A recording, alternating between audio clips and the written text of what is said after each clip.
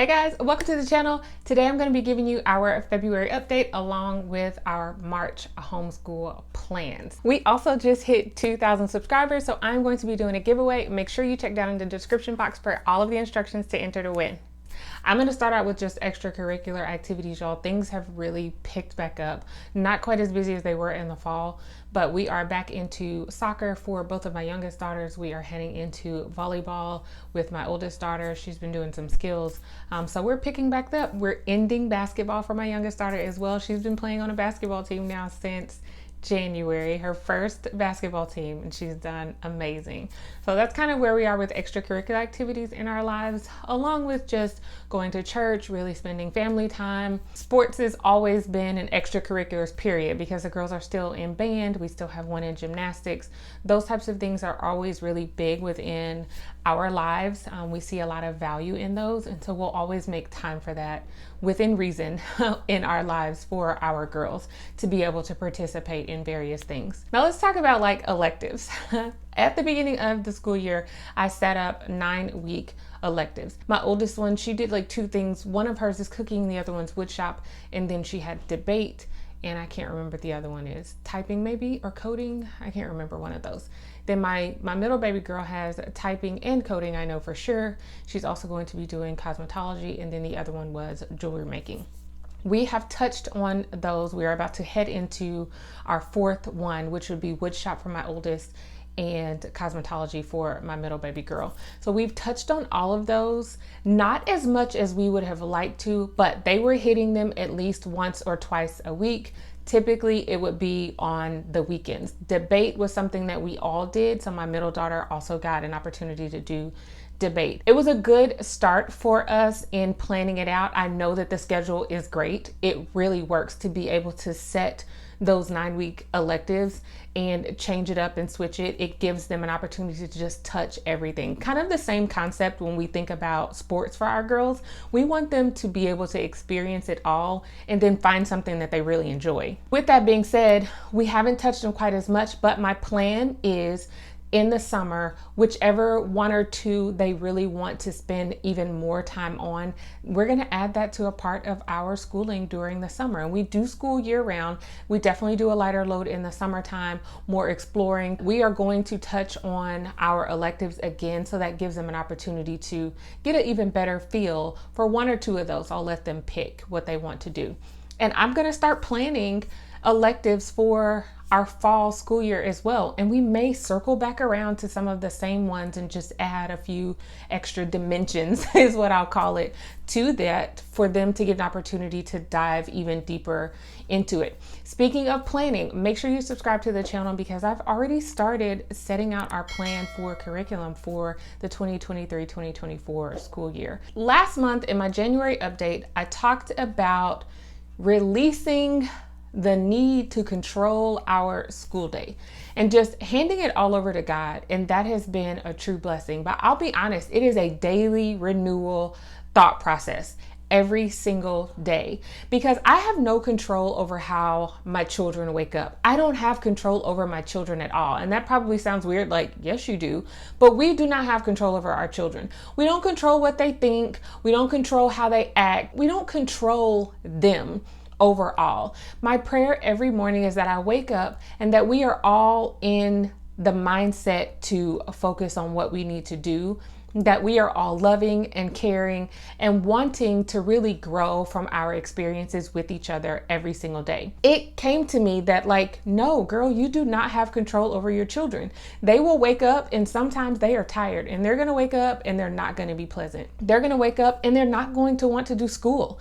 They're going to wake up and they're going to knock out everything. And then I'll be sitting here like, I need to find something else for them to do. It just depends. And having 3 children, 4, 5, 6, some of you guys have even more children than that. We're talking all different personalities, all different feelings every single day.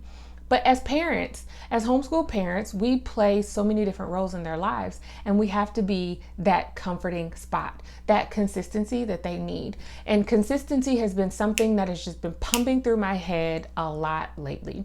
being consistent. I am a very routine person, but that does not always bring consistency within our lives, especially when there are a lot of outside factors that come in. Some of those outside factors are my children. Let's just be honest. There are days where it's like, wait, I wasn't expecting this. Or, okay, this is welcoming. I can deal with this. It just depends on how we're feeling and how things are going.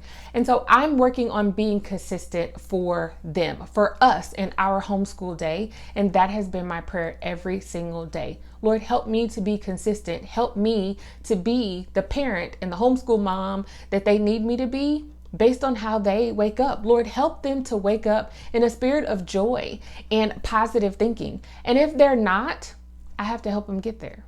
And that's not by force. I have to usher in a positive mindset and attitude to help us get through the day.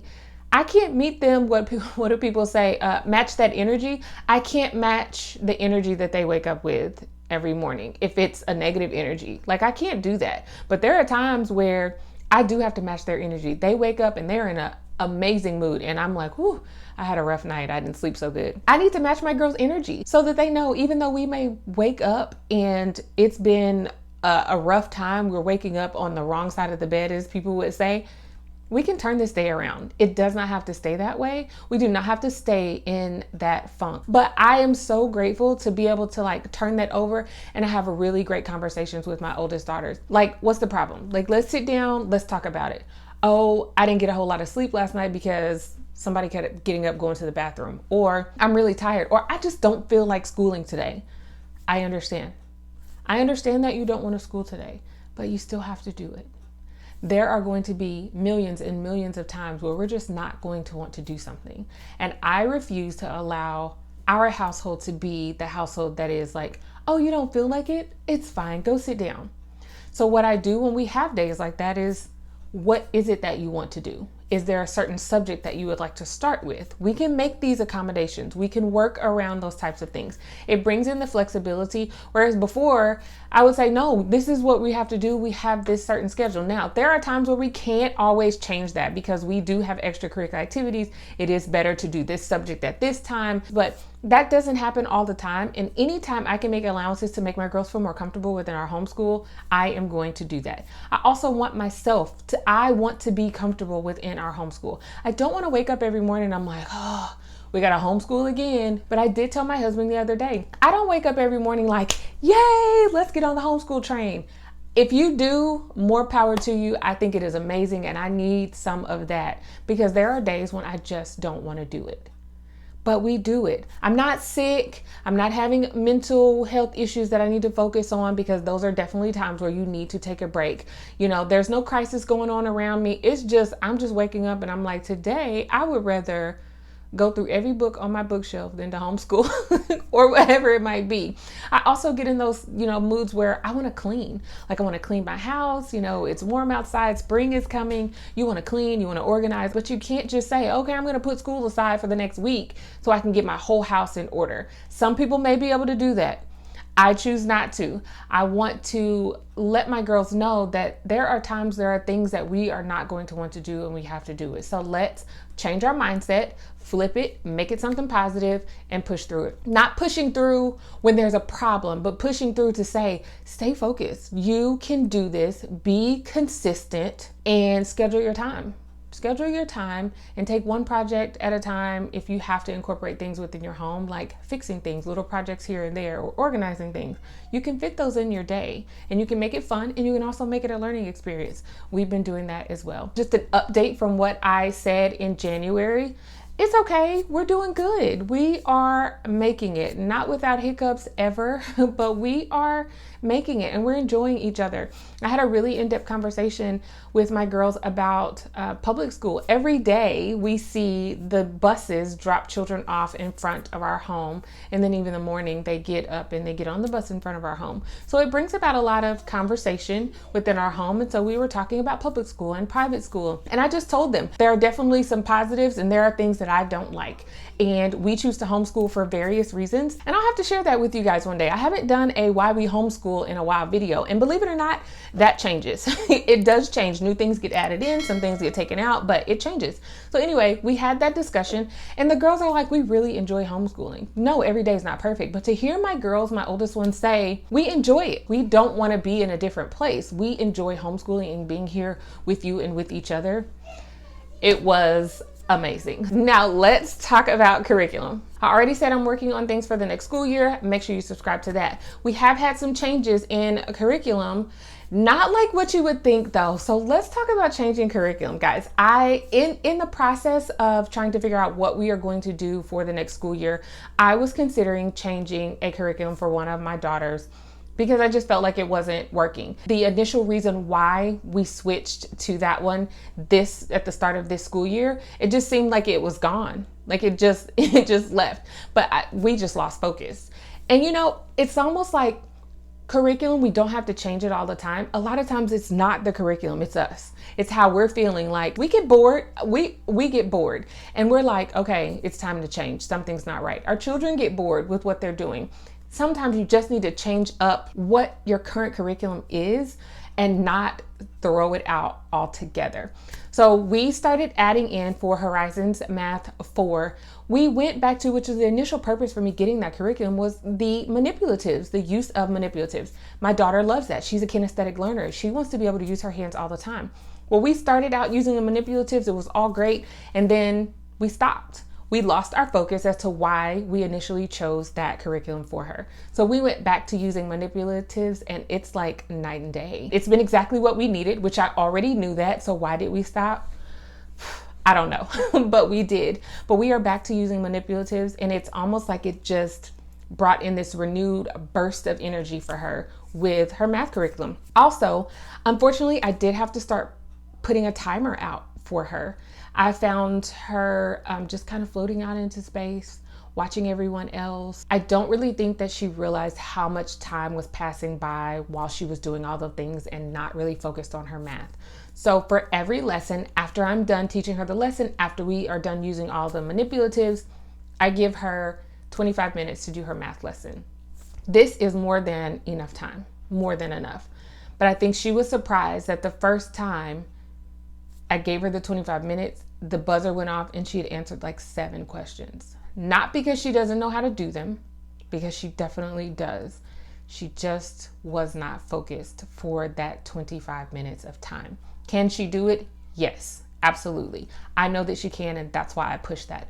So we have been setting this timer every day for her math, and it has helped tremendously. While I don't like it, because I don't necessarily like to set times, this was something that was needed for her, and it has improved her ability to get the work done, not rush through it, but get it done, and she's getting it all correct.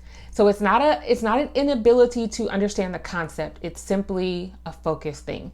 And after we use manipulatives, she gets down to that math work and we're done and we're moving on to the next thing. So that has been a change for her for math.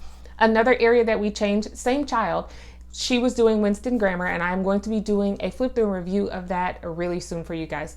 But she was doing Winston Grammar. It comes with grammar cards.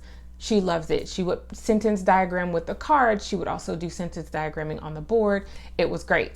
We got to a point to where it got too difficult. The one that she's doing now is for 4th through 8th grade, but there are only 30 lessons in it. We had to switch her because it became a little bit too difficult for her. She was doing really good, and I think we got to maybe around lesson 17 or 18, somewhere in there.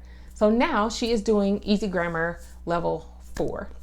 My oldest daughter does Easy Grammar 5. She has this whole school year, but I went ahead and bought Easy Grammar 4 back in the summer because I'm like, ooh, we might need it. It was super cheap at the homeschool store, so I grabbed it. And we're using that now. She loves it, and she's still able to use her Winston Grammar cards. So that is another curriculum change. Unexpected. I say unexpected. I talked about that in maybe my November or December update that was a possibility. I was just kind of playing it by ear, but it definitely happened, and that's okay because she's still getting amazing grammar work. She's going over everything that she needs to, and it's working out and she likes it. Other than that, we've not made any other curriculum changes. Also, I'm gonna be doing tons of reviews. I've gotten behind on reviews, guys, just because we just started using everything, got into the school year. So make sure you stick around for all of those if you want more details about what we're using. Don't forget to check down in the description to enter for a chance to win the $25 Amazon gift card, celebrating 2K here at the Life of Tillmans. See you next time.